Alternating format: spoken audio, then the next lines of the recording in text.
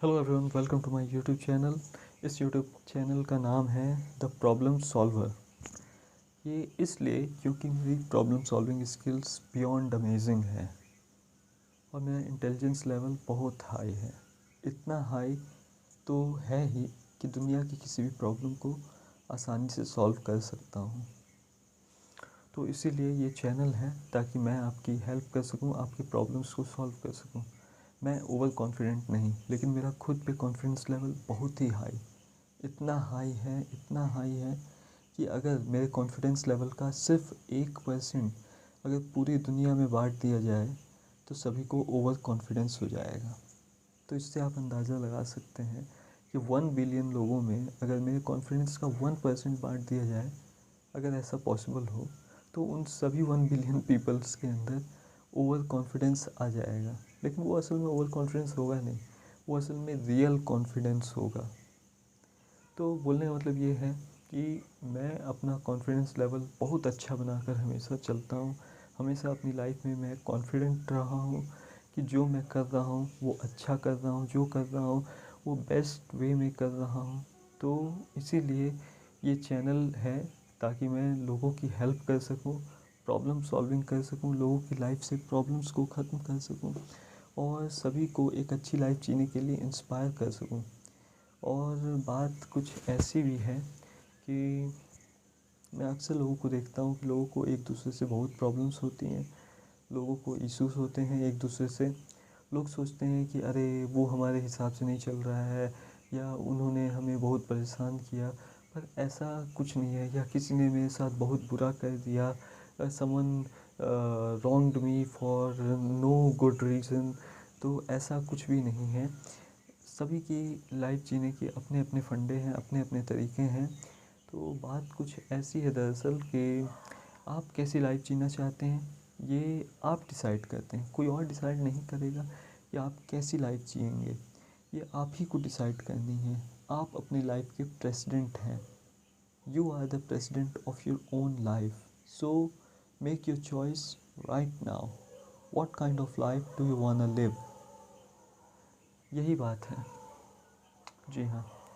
अब 10 सेकंड्स का हम एक ब्रेक लेंगे जिसमें कि मैं सोचूंगा कि मैं नेक्स्ट क्या बात करूं और आप सोचिए कि मैंने जो कहा वो कहाँ तक अच्छा है, कहाँ तक सही है। ठीक है।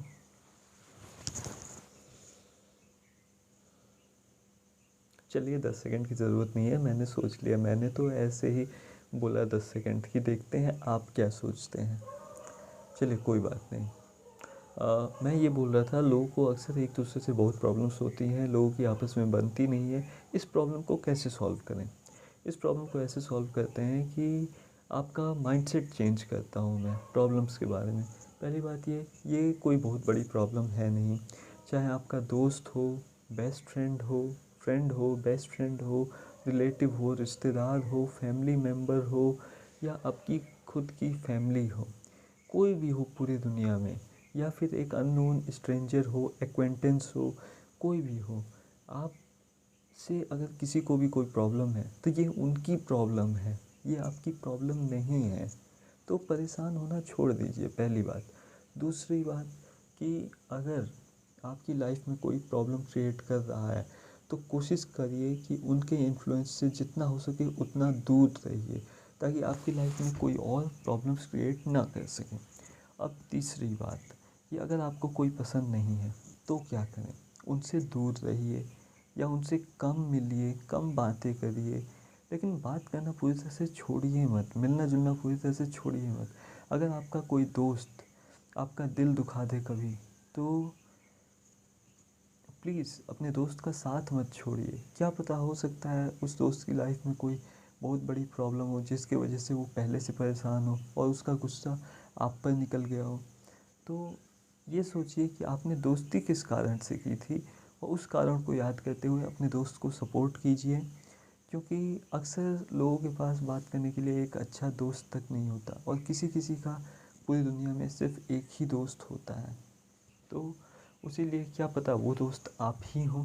तो इसीलिए अगर आपका कोई भी फ्रेंड आपको किसी भी तरीके से अगर कभी भी हर्ट कर दे या फिर आपको दुख पहुंचाए अपनी बातों से, या अपने किसी भी एक्शन से, तो प्लीज़ ज़्यादा देर मत कीजिए, अपने दोस्त से बात कीजिए, अच्छे से बात कीजिए, बिना गुस्सा किए कि आखिर ऐसा क्यों हुआ, आखिर ऐसा क्यों हो रहा है।